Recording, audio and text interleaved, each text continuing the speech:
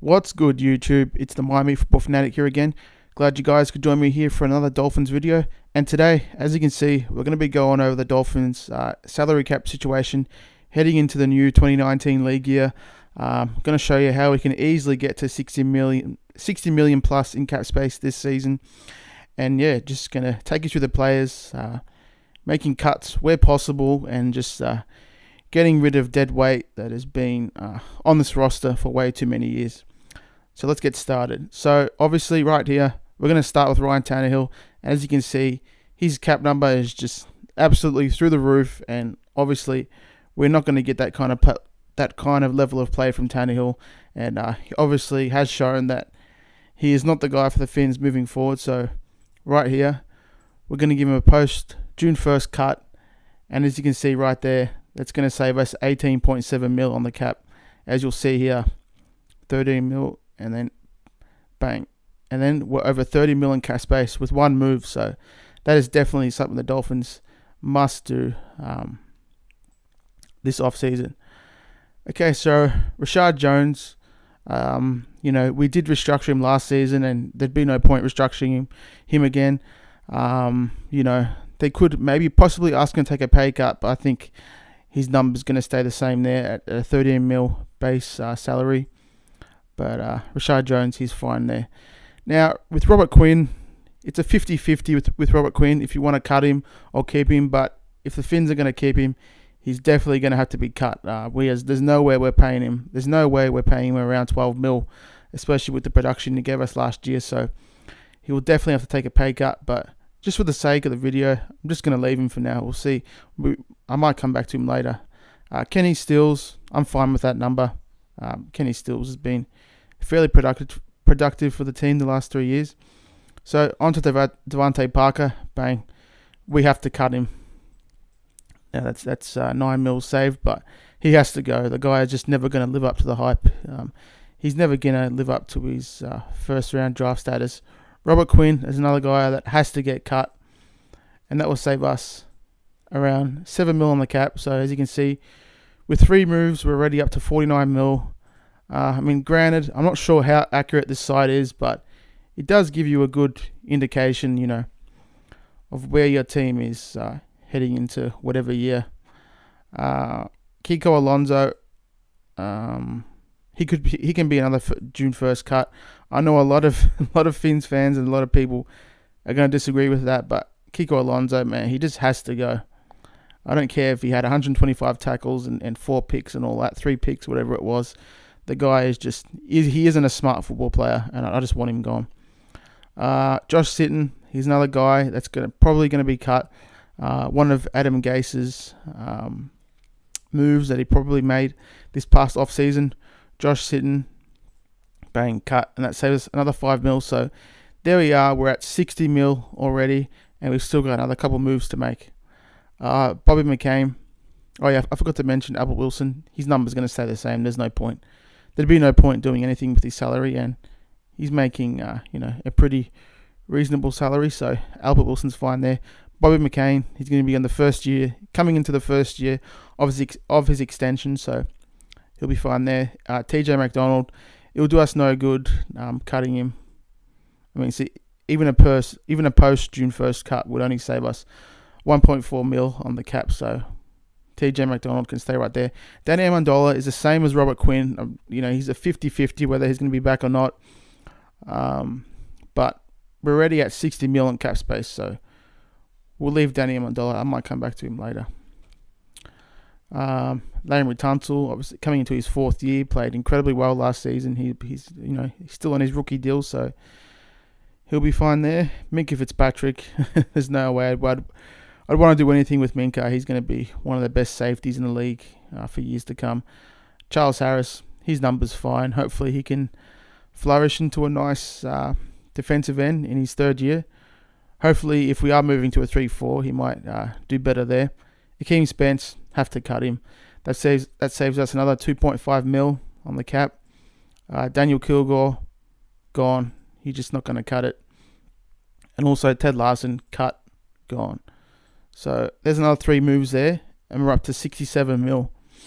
And that's not even with us touching Amendola or Robert Quinn's salary. So that's pretty much why I'm 50-50 on those two guys, Quinn and Amendola, because we can save plenty of money and keep those guys around. I mean, we need some kind of veteran leadership in the locker room. We can't just have young guys running around, running amok. So the rest of the way, these guys, they're not making big cash. I mean, I guess you can even cut Nick O'Leary, but he's only going to be making the minimum this year, so no need to do anything there. But Gesicki, Akins, McMillan, all these guys, Tankersley, Bryce Butler, Jakeem Grant, Derm Smythe, Kalen Balazs, they're pretty much all on their rookie deals, so no need to do anything there. And they're all on, reasonable salaries on their rookie deals. But one move I do want to make is re-signing Ja'Wuan James. He has had his injury problems in the past, but let's give him a 3-year deal, and we'll start him at 9.6 mil. 9.6. So we'll give him a 3-year deal and around 30 million, maybe more. We'll see how it works out. And then we'll move that to 9.9 million. And then last year of his deal, let's bump him up to 10.3.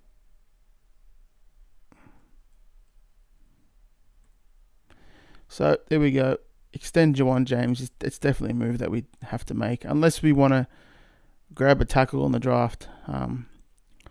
We definitely have to bring back Ja'Wuan James. So after bringing back Ja'Wuan, we've still got plenty of money there, as you can see, 57 mil.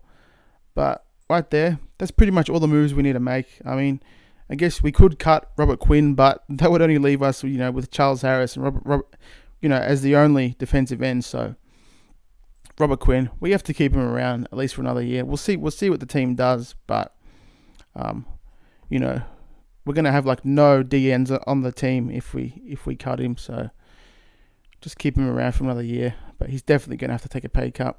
But yeah, there's all the moves I've made for the team. We're up to nearly 60 mil in cap space, and we did re-sign Ja'Wuan James. So obviously that's eaten a bunch of the cap, but right there, gotten rid of Tannehill. Gotten rid of Devontae Parker, Andre Branch, Kiko Alonso, Josh Sitton, Akeem Spence, Daniel Kilgore, and Ted Larson.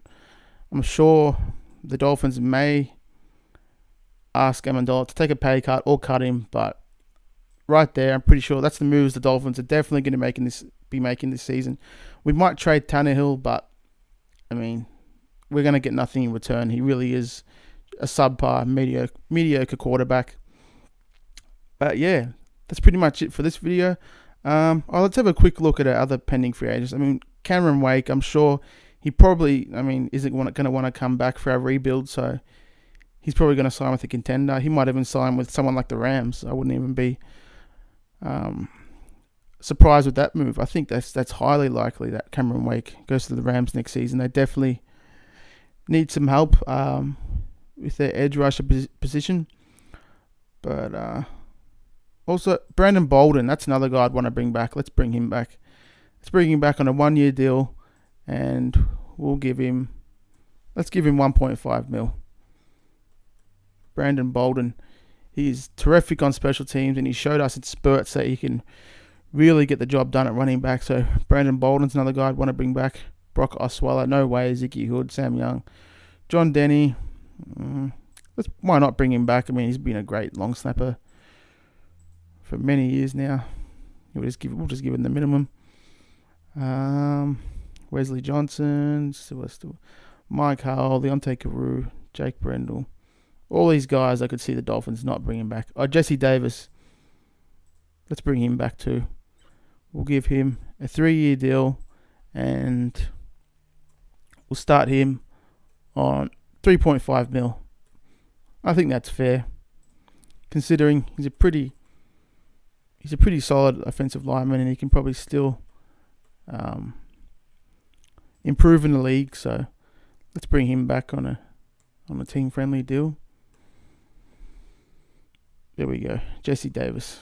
So we've re-signed Jesse Davis, John Denny, Brandon Bolden, Jawan James. I think those definitely are fair moves, and the rest of these pending free agents, they can walk. I mean, Jonathan Woodard, he might come back, but yeah. So there we are with all those moves, bringing back 4 guys. We're up around 51.8 mil in cap space, and that's plenty of wiggle room for us. And as you can see, in 2020, we're going to have a huge amount of cap space, similar to the New York Jets this year. We're going to have plenty of cap space to round out our young roster and bring in those pieces that we need to be a perennial contender, as the Dolphins are looking to do with us going for a rebuild this year, the next 2 or 3 years, however long it's going to be. But yeah, that's it. Pretty much it for this video. Gotten rid of some major dead weight here. I just have absolutely despised the play of Andre Branch and especially Tannehill the past few years. And Kiko Alonso has his moments, but he just is a bonehead linebacker that just runs in with reckless abandon. So goodbye, Kiko. But yeah, let me know in the comments if you agree with my moves. Make sure to give me all the feedback you want. Make sure to like and subscribe if you enjoyed the content. And as always, fins up, baby. I'll see you guys in the next video.